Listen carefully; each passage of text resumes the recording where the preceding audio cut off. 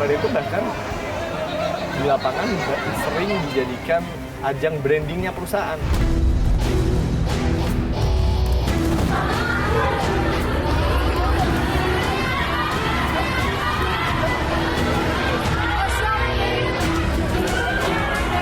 Udah ramai, ini bahkan udah di luar lingkup area job fair-nya tersebut, chaos banget, maupun juga pengap, itu semuanya udah benar-benar bercampur aduk.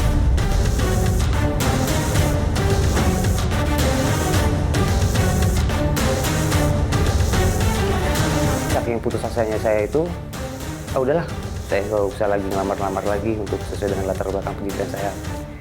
Akhirnya saya pulang, ijazah sarjana saya bakar. Kalau ditanya pendidikan, saya selalu bilang saya nggak ada sekolahnya. Gitu aja udah. Kalau saya bilang saya tamatan sarjana S1 ini nanti tiba-tiba mereka bertanya jadi mana gini, jadi bahan ejekan, Mbak.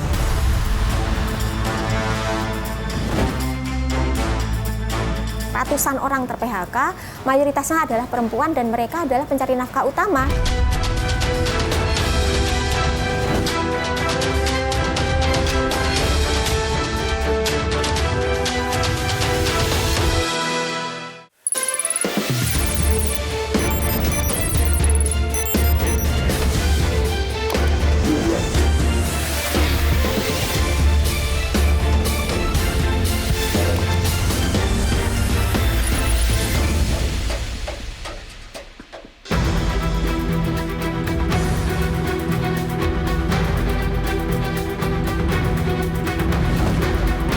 Sejumlah tenaga kerja lulusan perguruan tinggi terpaksa banting setir menjadi sopir, pengemudi ojek online, hingga petugas penanganan prasarana dan sarana umum. Sulitnya mencari kerja dan tingginya angka pengangguran menjadi alarm bahwa dunia kerja Indonesia sedang tidak baik-baik saja. Lalu apa upaya yang dilakukan pemerintah untuk mengatasi peningkatan angka pengangguran di Indonesia? Bersama saya, Nadia Valeri, inilah iNews Facts.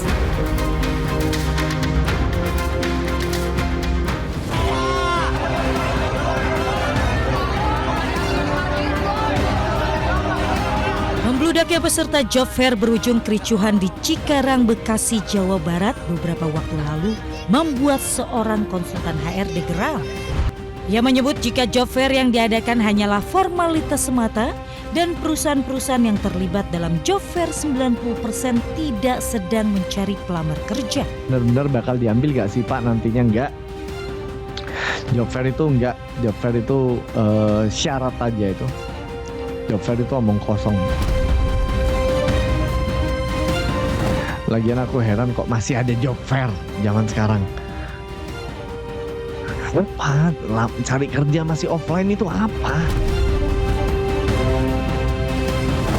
Saya Nadia Valeri menemui HRD yang viral tersebut. Apa maksud dirinya mengatakan hal demikian hingga Wakil Menteri Tenaga Kerja turut terusik? Dan saat ini sudah bersama saya Human Resource Consultant Hasan Askari. Mas Hasan, ini pernyataan Anda job fair omong kosong viral. Bisa dipertanggungjawabkan sebetulnya?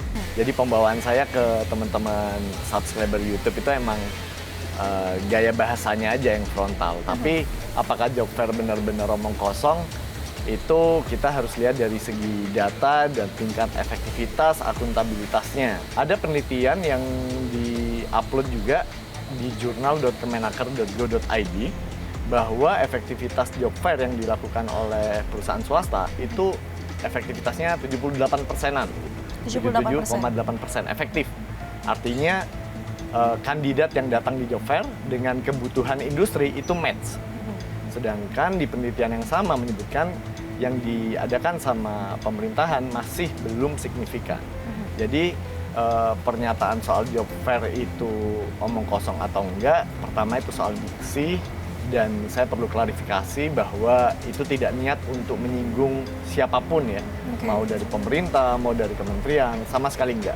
Oke, tapi kalau bicara peluang masyarakat yang melamar kerja melalui job fair sebetulnya masih berpeluang bisa diterima atau seperti apa, Mas? Sekali lagi tergantung Mbak, karena kondisi industri saat ini emang sedang dalam fase bertahan bukan growth. Kalau bertahan pasti yang dipikirkan bisnis supaya tidak kolaps itu efisiensi. Efisiensi artinya harusnya di beberapa sektor terutama ya seperti sektor padat karya, ekspor, furniture dan sebagainya itu emang pasti ada pengurangan tenaga kerja harusnya. Tapi di beberapa sektor masih banyak kok yang melakukan rekrutmen di industri atau sektor kesehatan itu masih jalan. Tapi kalau kita ngomongin secara global, memang banyak perusahaan yang sedang dalam mode bertahan. Nah, jadi aneh ketika dalam mode bertahan ini ada job fair yang memberikan promise gitu ya, promise ke para tenaga kerja yang berharap hidupnya bisa menjadi sejahtera dari pekerjaan, tapi ternyata itu hanya gimmick vacancy. Makanya saya sempat bilang bahwa itu job fair itu bahkan di lapangan sering dijadikan ajang brandingnya perusahaan. Perusahaan-perusahaan ingin menunjukkan bahwa mereka berkembang dengan adanya rekrutmen. Namun kondisinya belum tentu butuh tenaga kerja. Artinya permasalahannya adalah kenapa job fair tidak efisien karena lapangan kerjanya tidak ada. Belum tentu job fair tidak efisien ketika job fair-nya dilakukan tanpa persiapan yang matang, tanpa proses tracking talenta yang datang dengan baik. Akhirnya bisa cuma jadi penghiburan emosional aja. Tapi kalau job fair dilakukan secara serius, ya pasti hasilnya lebih baik. Saya kasih contoh, saya pernah kerjasama dengan Dinas Ketenagakerjaan, Dinas Perindustrian, Disperindak juga, sama Dinas Koperasi juga di Jawa Timur waktu itu. Mereka bukan cuma bikin job fair, tapi mereka bikin program untuk mengkonekkan bisnis dengan tenaga kerja digital. Di situ bukan cuma sekedar job fair, tapi ada pelatihannya secara teknis. Dibawain mentor-mentor dari bidang misal food photographer, ada videographer, ada mentornya, dan beberapa peserta yang datang menjadi peserta di training dulu. Setelah dibekalin, abis itu disambungin ke beberapa perusahaan UMKM yang membutuhkan kemampuan tersebut. Nah, ini secara cuma-cuma pelatihannya? Gratis. Intinya ketika governance atau swasta membuat program dilakukan dengan matang persiapannya, efektivitasnya diukur ya, di tracking juga berapa yang masuk, lamaran yang masuk ke perusahaan berapa, perusahaan ini butuh berapa, siapa yang lolos ke tahap seleksi berikutnya, yang lolos screening, yang dipanggil interview berapa, yang akhirnya terserap berapa, itu pasti lebih baik. Tapi kalau kejadian seperti job fair yang kemarin di Bekasi emang sangat disayangkan sih. Kasihan masyarakat.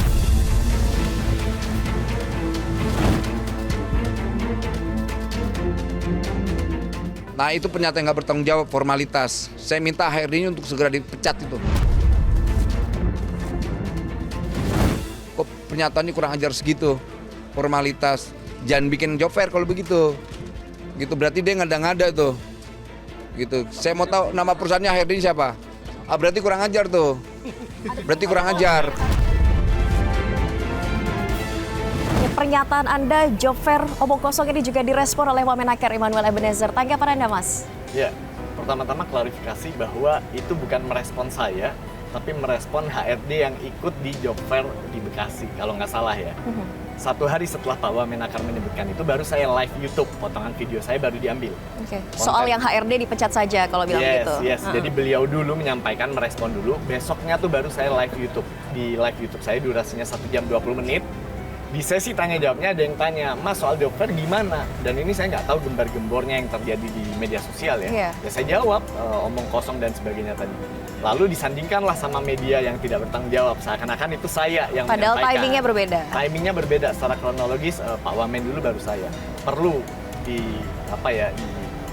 dilihat bahwa Pak Wamen menyampaikan itu sangat wajar lah, karena beliau bekerja mati-matian. Tujuan beliau sebagai Wakil Menteri Ketenagakerjaan pasti salah satunya mengurangi tingkat pengangguran. Problemnya ini bukan problem kebijakan aja, tapi problem ini problem global gitu ya. Nah, ketika beliau sudah bekerja mati-matian dan saya apresiasi betul beliau itu, lalu ada pernyataan demikian dari HRD ditanyakan oleh wartawan, manusiawi lah. beliau mungkin sedikit terganggu, sedikit gusar. Jadi perlu saya sampaikan juga bahwa Pak Wamen itu punya gebrakan yang perlu kita apresiasi. Salah satunya adalah kebijakan untuk mengeluarkan surat edaran larangan penahanan ijazah. Ini a big win for the people, for the working class. Big win. Kenapa? Karena akhirnya perusahaan-perusahaan nggak bisa lagi nahan ijazah karyawan. Karena ijazah itu nyawanya pencari kerja. Betul. Dan dengan ada surat edaran ini, kita harus apresiasi dan kita sekarang bisa perjuangkan itu ke perusahaan-perusahaan yang dulunya menahan ijazah kita. Ini kan tahun ke tahun semakin sulit mencari kerja, nampaknya lowongan yang dibuka lebih sedikit dibandingkan jumlah pelamar yang mencari pekerjaan. Kenapa demikian, Mas? Apakah industri yang berubah atau kenapa yang menjadi tantangan? Kenapa kok sekarang kita rasanya lebih susah mencari pekerjaan?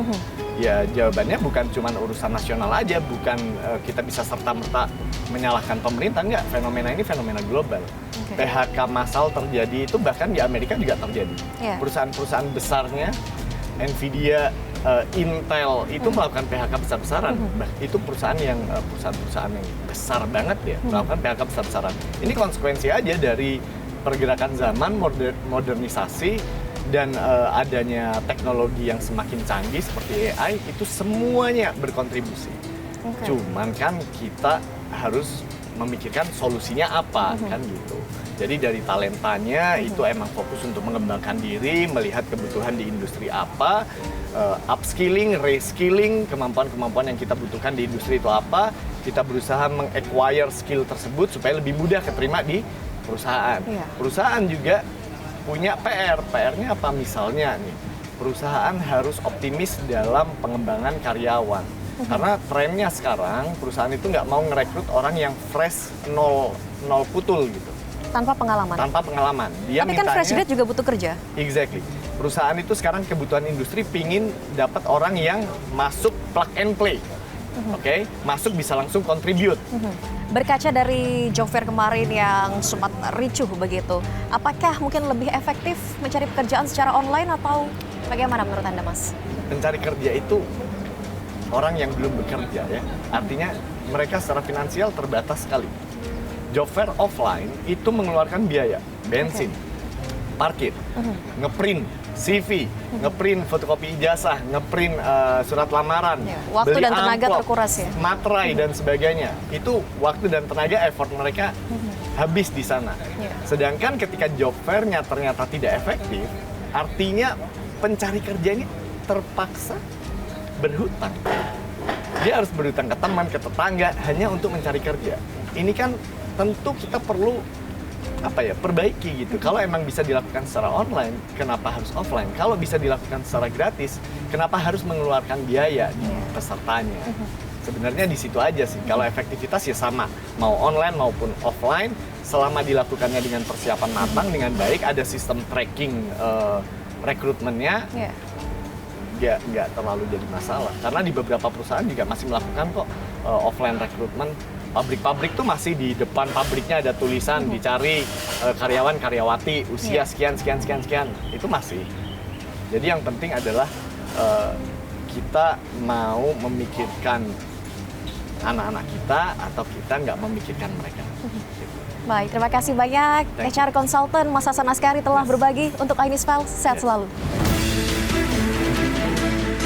Mungkin kesan pertamanya mereka gitu ya, yang memang penuh harapan bisa dapat pekerjaan, ternyata malah pupus gitu. Dalam arti malah banyak mendapat trauma karena desak-desakan maupun kericuhan tersebut.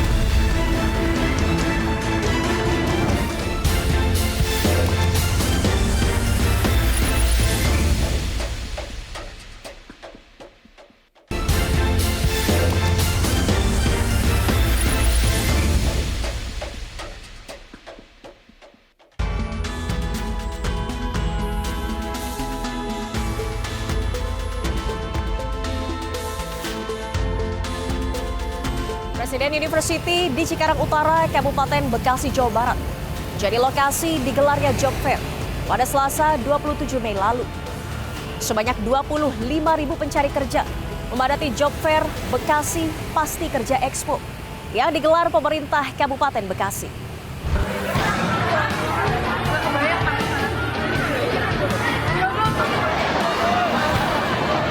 Kericuhan terjadi pada pelaksanaan bursa kerja yang digelar di Gedung Presiden University, Cikarang Utara, Kabupaten Bekasi, Jawa Barat.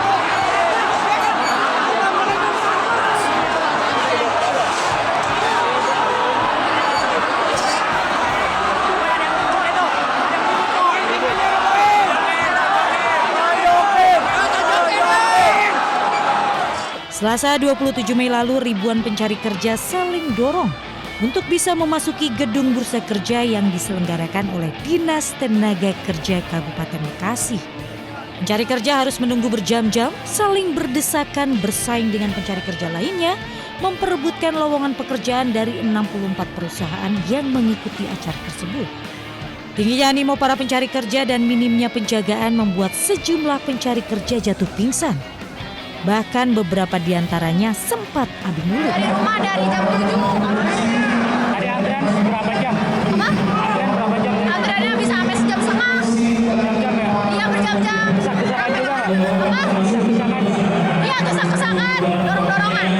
Sebanyak 64 perusahaan membuka lowongan kerja dan merekrut 2.700 lebih tenaga kerja. Pertama ini kita membuka 2.000 lebih, yang datang 25.000, artinya ke depan kita harus membuka kloter berikutnya juga untuk memasukkan masyarakat Kabupaten Bekasi kerja, yang pastinya kapasitasnya harus lebih daripada 2.000. Atas peristiwa ini, para pencari kerja berharap pemerintah Kabupaten Bekasi dapat melakukan kegiatan job fair lebih baik dan profesional, serta menyediakan lebih banyak lapangan pekerjaan.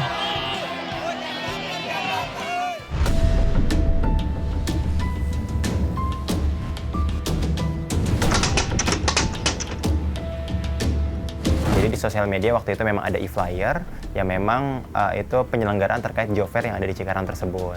Dan memang pada saat itu saya menginisiasi dengan teman-teman saya gitu untuk bisa ikut hadir dan coba datang, karena kan memang kebetulan sekali juga statusnya pada saat itu kita sama-sama menjadi selaku job seeker sih ataupun pencari kerja gitu. Jadi karena memang kebetulan juga lagi lapang waktunya, kita semua sempatkan sih untuk bisa datang ke situ. Ya berharapnya sih bisa mendapatkan kesempatan untuk bekerja. Waktu itu juga kita datang agak siangan, dan ketika udah datang ternyata itu memang udah ramai. Ini bahkan udah di luar lingkup area job fair-nya tersebut gitu ya. Kita memang benar-benar udah di ujung tempatnya banget gitu, dan memang sudah banyak. Dan situ juga memang ketika kita lihat pun banyak yang memang desak-desakan, pun juga dari suasananya tuh agak sedikit chaos banget, maupun juga engap. Itu semuanya udah benar-benar bercampur aduk, karena memang jujur agak sedikit ricuh sih untuk dari segi suasananya gitu, untuk dari keseluruhan di acara tersebut.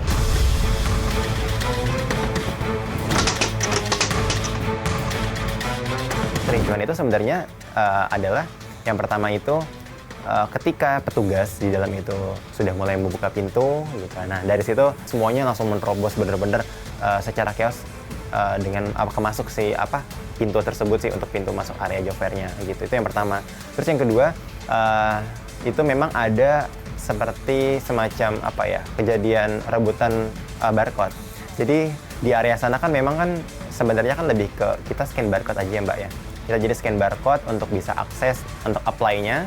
Setelah itu baru kalau misalnya memang sudah selesai kita keluar dari tempat tersebut. Nah, jujur kalau untuk kecewa ya yang bisa saya sampaikan gitu ya, jujur iya gitu ya. Karena kan memang saya kiranya ya udah layaknya job fair pada umumnya aja, yang memang di Kota Bekasi juga dulu pernah gitu, bahkan di Jakarta juga ada pernah job fair, dan itu nggak terlalu chaos banget gitu. Nah, saya jujur kurang paham ya apakah memang itu dari segi kepanitiaannya maupun memang kemarin itu dari faktor eksternal orang yang kebetulan banyak. Saya jujur kurang paham gitu. Tapi yang jelas selama saya mengikuti job fair sih baru pertama kali itu saya merasa sangat chaos, dan itu benar-benar itu bahkan mau apply aja ya di Barcode itu susah banget gitu. Jadi kalau mau dibilang kecewa atau enggak ya jujur untuk per yang event kemarin sih ya kurang memuaskan.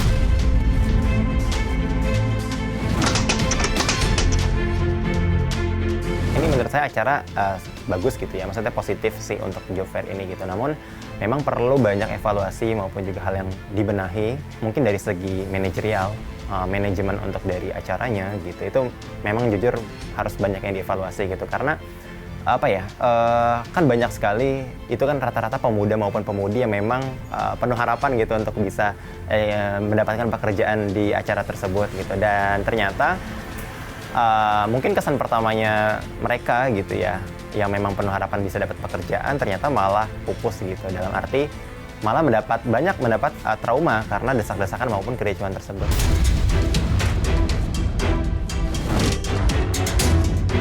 Jadi bahan cemoohan saya jadinya gitu, bahan ejekan. Sampai mereka mengadakan reuni, saya nggak pernah mau hadir. Karena apa? Percuma saya hadir juga jadi bahan ejekan gitu kan.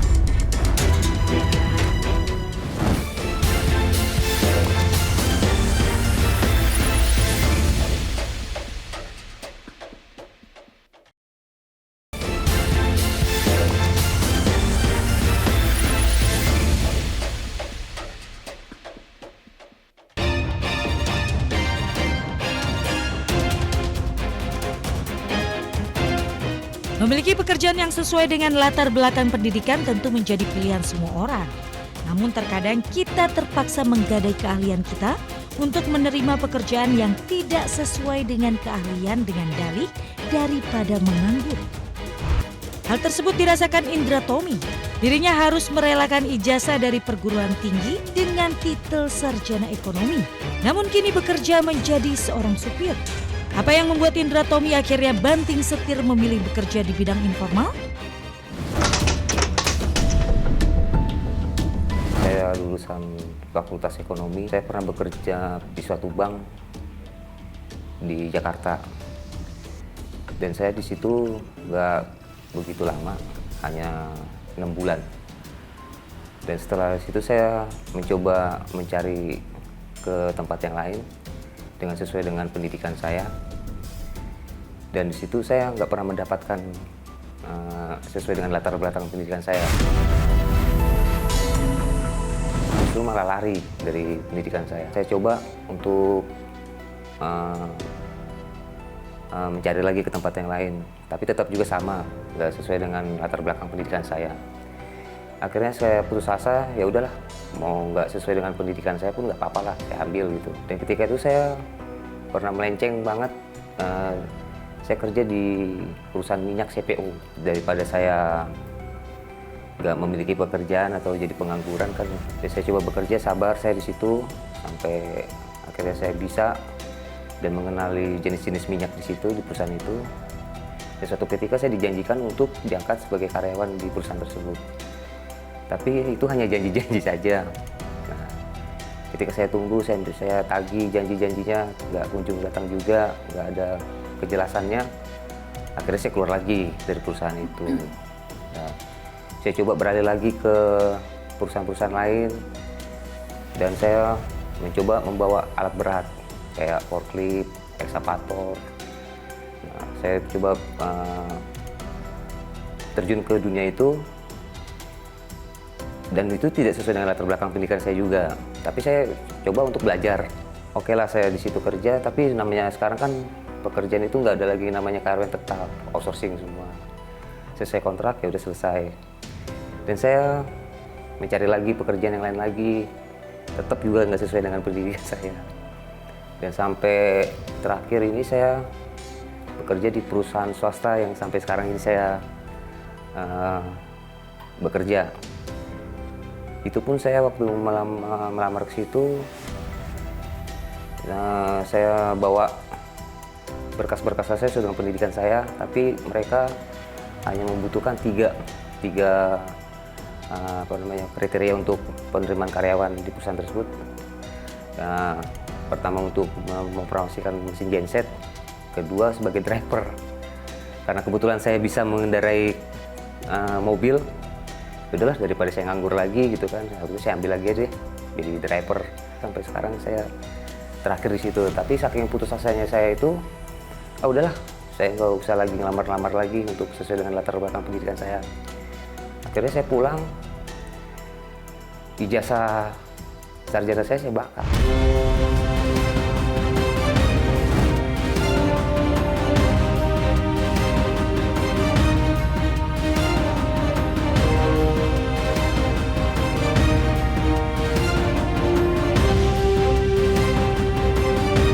Sayang sebenarnya Mbak, gitu. Cuma karena gimana ya, karena saya udah kesana kemari mencari pekerjaan tidak sesuai dengan pendidikan saya, akhirnya ya udah. Sebenarnya saya juga menyayangkan ya ijazah saya itu sampai saya bakar gitu, sampai saya wah sulit sekali zaman itu sampai saya pernah melamar, saya pernah dapat sesuai dengan pendidikan saya. Ketika itu saya dinyatakan lulus, saya mau tekan kontrak, tiba-tiba dibatalin dengan alasan katanya nilai saya kurang. Saya kurang kenapa saya dinyatakan lulus gitu. Tentunya ada ibaratnya tukar kepala karena mungkin mereka ada referensinya sedangkan saya nggak ada referensi gitu. Itu alasannya mereka mungkin juga. Tapi saya juga kecewa di situ, mereka menganggap saya lulus tapi akhirnya dibatalkan. Itu kecewanya saya di situ. Sampai pernah saya ngamuk di suatu perusahaan sampai saya bilang kalian itu mempekerjakan orang-orang bodoh di sini. Suatu saat kalian nggak akan maju perusahaan ini, saya bilang gitu. Sampai saya melontarkan kata-kata seperti itu.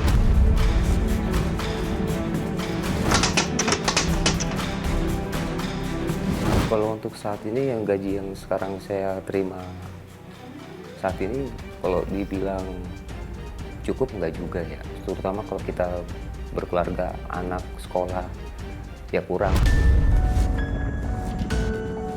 Jadi makanya kita kadang-kadang kita ngambil kerja sampingan. Ya, kalau kerja sampingan itu ya kita bisa ambil di saat libur, kayak gitu ya. Nah, cuma ya gimana? Mau bilang cukup ya cukup-cukupin aja gitu. Daripada yang lebih sakit lagi kalau kita menganggur gitu kan. Ya, kita sekarang ya bersyukur aja dengan apa yang kita dapat, kita terima aja.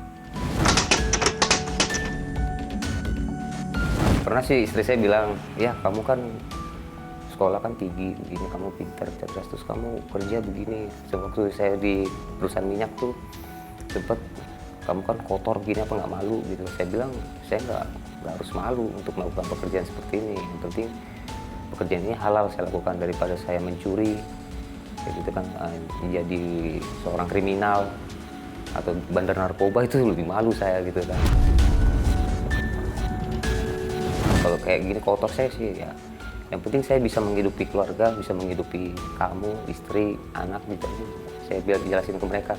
Dan soal masalah pendidikan itu nggak usah dilihat gitu ya. Yang penting saya bekerja, saya bisa punya tanggung jawab sebagai suami, sebagai seorang ayah juga untuk anak saya. Kalau ada teman-teman pernah sempat bilang kayak gini, kamu itu dulu di sekolah pintar, peringkat kelas dapat beasiswa gitu kan. Kok kamu sekarang bekerja seperti ini gitu kan, jadi driver gitu. Seharusnya kamu paling nggak manajer, personalia atau leader lah gitu kan. Jadi bahan cemoohan saya jadinya gitu, bahan ejekan. Sampai mereka mengadakan reuni saya nggak pernah mau hadir. Karena apa? Percuma saya hadir juga jadi bahan ejekan gitu, karena jadi mereka selalu membanding-bandingkan dengan teman-teman saya yang dulu yang suka bolos, yang malas. Justru mereka sekarang menjadi seorang manajer di perusahaan leader gitu kan. Sedangkan kamu apa? Percuma kamu pinter gitu. Makanya sempat saya agak minder, agak menjadi seorang pendiam, nggak mau bergaul dengan orang-orang di sekitar saya. Karena apa? Yang paling sensitif itu kalau ditanya pendidikan, saya selalu bilang saya nggak ada sekolahnya. Gitu aja udah. Kalau saya bilang saya tamatan sarjana S1 ini nanti tiba-tiba mereka bertanya kerja di mana gini, jadi bahan ejekan, Mbak. Makanya saya nggak pernah mau bergaul dan saya tertutup jadinya untuk sekarang ini. Mudah tersinggung juga, jadinya segampang tersinggung, gampang marah gitu. Kalau ada seumpamanya orang begini saya, waduh, tiba-tiba emosi. Tapi saya coba untuk sabar aja, saya tahan semuanya. Ada sisa cuma satu, pokoknya ijazah saya udah saya bakar, toga saya udah nggak tahu kemana itu larinya. Terus cuma satu yang tersisa itu alma mater saya. Bisa. Yang tersisa alma mater saya. Dari kamu universitas mana? Unkris. Iya, komunitas saya. Iya, itu aja sih. Iya. Cuma saya juga agak menyesali juga kenapa saya bakar gitu ya. Itu kan penting juga buat saya gitu. Walaupun saya nggak bisa bekerja di perusahaan yang sesuai dengan latar belakang pendidikan saya, bisa saya ceritakan ke anak saya, oh bapak dulu pernah kuliah, ini buktinya gitu. Tapi ya udahlah, mau bilang apa. Kalau untuk saat ini udah nggak mau cari-cari kerjaan lagi, udah stay aja di sini di perusahaan ini aja, udah saya sampai perusahaan itu bagaimana saya harus di sini aja terus gitu, saya nggak mau lagi. Dan juga saya nggak ada pikiran lagi untuk mencari ya sesuai dengan latar pendidikan saya udah. Karena juga usia saya juga udah masuk di kepala 4, mau masuk di kepala 4, 44 tahun saya ke bulan September nanti. Dan paling tinggal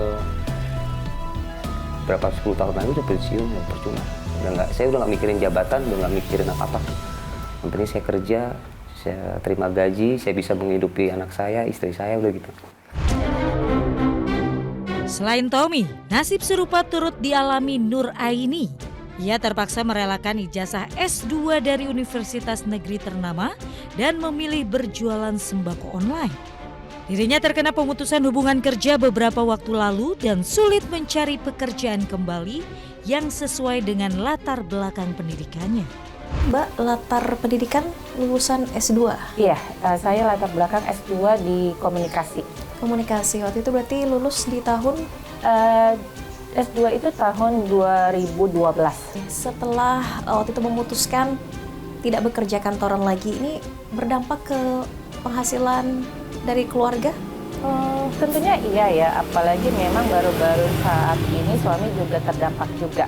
Suami juga terdampak? Suami juga terdampak juga dari efisiensi perusahaan. Saat itu sih kami down ya, tapi down itu dalam kurang lebih 3 minggu sih down. Tapi memang saat itu kita dalam titik, yuk kita coba yuk untuk usaha sendiri kayak gitu kan. Yuk kita coba untuk bagaimana kita meningkatkan skill yang kita miliki kayak gitu kan untuk survive kayak gitu. Di tengah maraknya pemutusan hubungan kerja, suami Aini pun turut terkena imbas. Alhasil kini mereka berdua bahu-membahu berjualan untuk menafkahi keluarga kecilnya. Mbak Aini waktu itu setelah kondisi Mbak sudah tidak bekerja, waktu itu suami juga perusahaan lagi terdampak layoff. Mungkin di tengah kondisi keuangan yang menurun, apa yang menjadi penyemangat Mbak Aini untuk bangkit dan akhirnya memulai bisnis sendiri? Jadi penyemangat itu adalah anak-anak kami. Dengan kondisi real bahwa kami juga harus memikirkan pendidikan anak-anak kami gitu kan, dan kesehatan kami. Kebetulan memang anak kedua saya itu butuh perawatan kesehatan lebih gitu kan. Jadi kalau misalnya kami tetap terpuruk gitu kan, bagaimana kami bisa bertanggung jawab sebagai seorang tua untuk membiayai anak-anak kami seperti itu. Okay. Waktu itu kondisi keuangan keluarga seperti apa? Tabungan sempat dipakai juga? Sempat di minus ya gitu kan, karena memang kesehatan anak habis saya. Artinya waktu itu sempat? Minus, bukannya habis lagi, minus.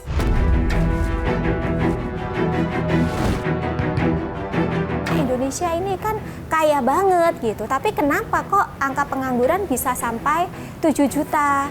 Dan bagaimana pertanggungjawaban negara?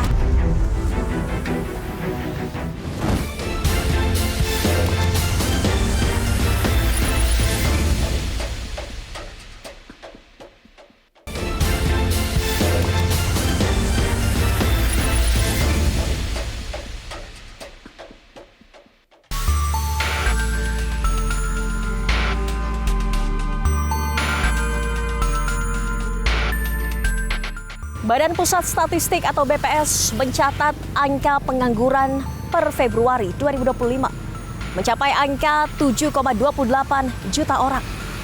Angka ini meningkat jika dibandingkan periode yang sama pada tahun sebelumnya, yang di Februari 2024, yang hanya sebanyak 7,20 juta orang.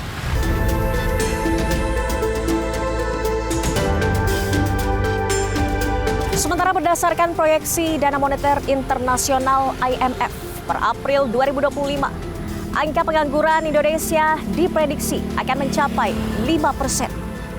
Angka pengangguran ini menyebabkan Indonesia menempati posisi tertinggi kedua di antara negara-negara berkembang di wilayah Asia Pasifik. Posisi pertama di wilayah tersebut ditempati oleh Cina dengan angka pengangguran 5,1%.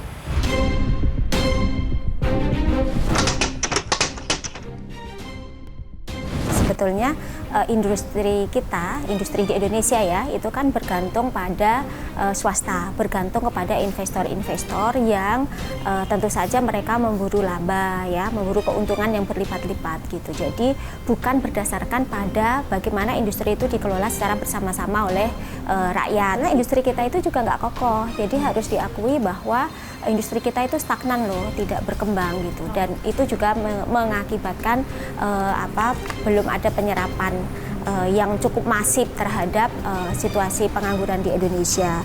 Terus kemudian situasi itu juga didorong oleh situasi dunia pendidikan kita.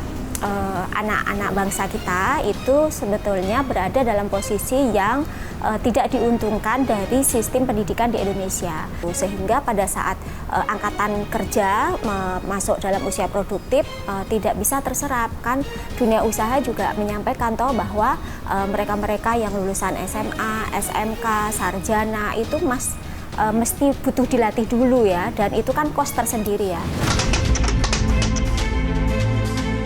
Kalau saat ini ya, kalau kita berbicara pemerintah sudah melakukan upaya ya, ada job fair gitu. Tapi memang itu kalau dalam persepsi kami itu memang masih formalitas ya.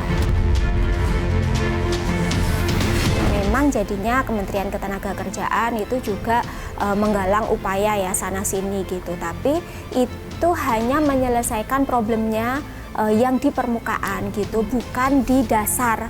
Kan ini mengkhawatirkan ya, kalau itu formalitas itu mengkhawatirkan. Jadi dia itu hanya kalaupun ada terbuka lapangan pekerjaan itu hanya sebagian kecil. Kan terbukti toh setiap hari kita mendengar berita soal PHK gitu, industri garmen, industri tekstil, pekerja di sektor keuangan, pekerja di sektor retail, pekerja di sektor perikanan, di sektor pertambangan, di sektor pelabuhan. PHK itu masif gitu. Jadi memang di satu sisi hukum kita, Undang-Undang Cipta Kerja itu memang mempermudah proses PHK loh.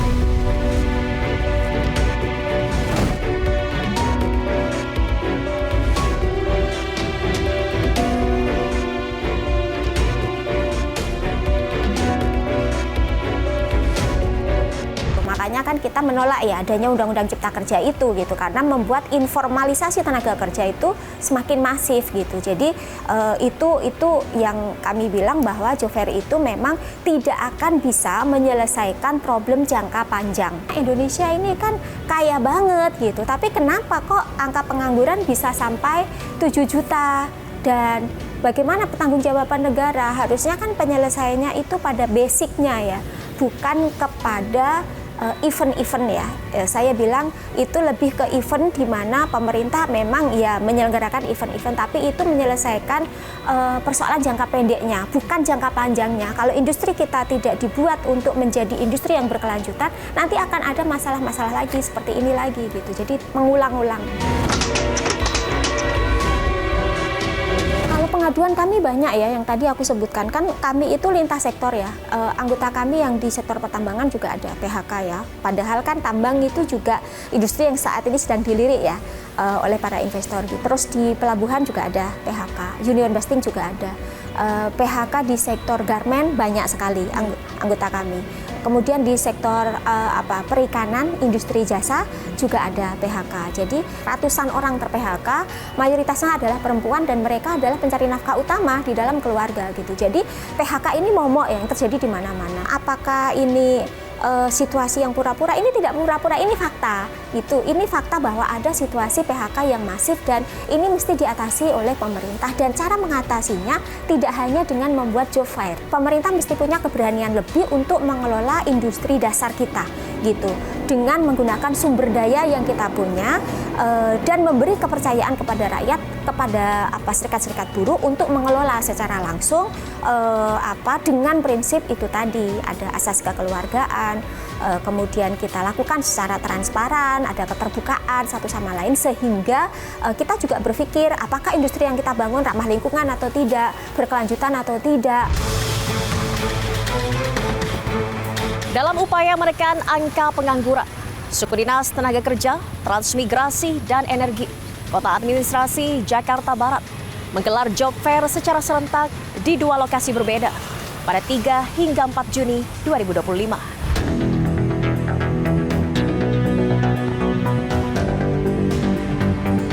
Sebanyak 3.504 lowongan tersedia di Job Fair yang diadakan di 2 lokasi, yakni Gor Tanjung Duren dan Gor Kebonjeruk, Jakarta Barat. Untuk mengetahui langsung seperti apa Job Fair yang digelar oleh Suku Dinas Tenaga Kerja, Transmigrasi dan Energi Kota Administrasi Jakarta Barat, tim iNews Files mendatangi salah satu lokasi Job Fair yang berada di Gor Kebonjeruk. Para pencari kerja masih antusias menghadiri gelaran pameran bursa kerja di hari kedua ini.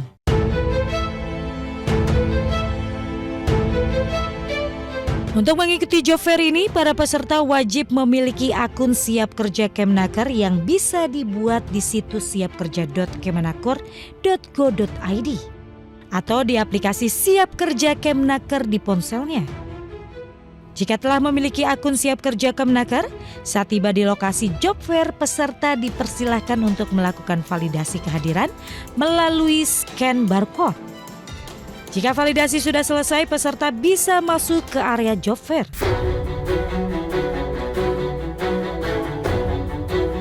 Di dalam Gor Kebonjeruk terdapat 22 stand perusahaan yang menawarkan ribuan pilihan lowongan pekerjaan kepada para peserta. Setiap stand sudah dilengkapi QR Code yang nantinya akan tersambung ke situs masing-masing perusahaan. Untuk melamar pekerjaan, para peserta cukup memilih lowongan pekerjaan yang diminati, mengisi data diri, dan mengupload CV.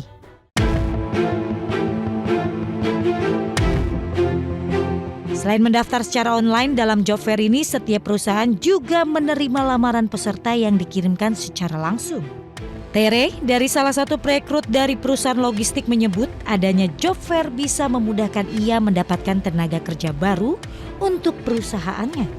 Kalau untuk dari Job Fair, kebetulan karena ini collect datanya offline ya, jadi para pencari kerja itu datang ke stand-stand kita, kemudian mereka akan apply dari posisi yang kita cari saat ini gitu ya. Nah biasanya mereka akan apply CV-nya, dari CV itu kita akan screening lagi dari berdasarkan CV, lalu kita akan kategorikan nih CV-CV yang masuk ke kita itu akan disesuaikan dengan kualifikasi kebutuhan kami. Sering sih Mbak, justru sebetulnya momen-momen ini sih sebenarnya kita akan lebih banyak dapat cangkupan ya untuk para pelamar.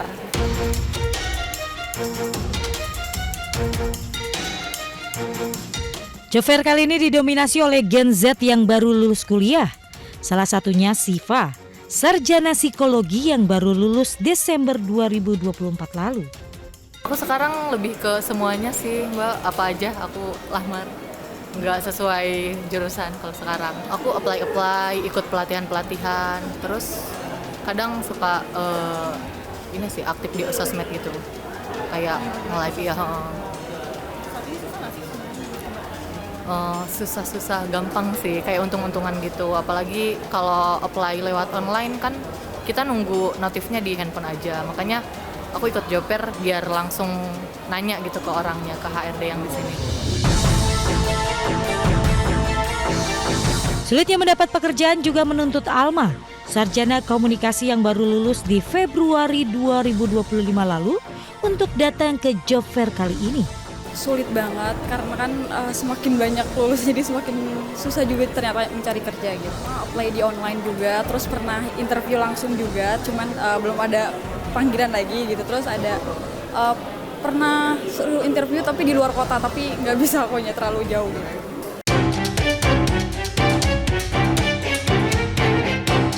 Selain Gen Z, para peserta Job Fair juga berasal dari karyawan yang ingin mencari pekerjaan baru. Kolas mengaku sudah datangi ratusan pameran bursa kerja demi mendapatkan pekerjaan sesuai dengan yang diharapkannya. Yang ini udah ke 100 sekian kalinya di sini. Ada 2, cuman waktu itu gaji di bawah yang sebelumnya saya tolak. Bagi Nicholas, hadirnya Job Fair menjadi angin segar di tengah susahnya mencari pekerjaan. Terbantu banget sih, apalagi di zaman sekarang udah susah banget cari kerja. Beruntung banget ada acara kayak gini. Job Fair ini diharapkan mampu menjadi salah satu solusi nyata dalam mengurangi angka pengangguran di wilayah ibu kota serta mendorong peningkatan ekonomi masyarakat.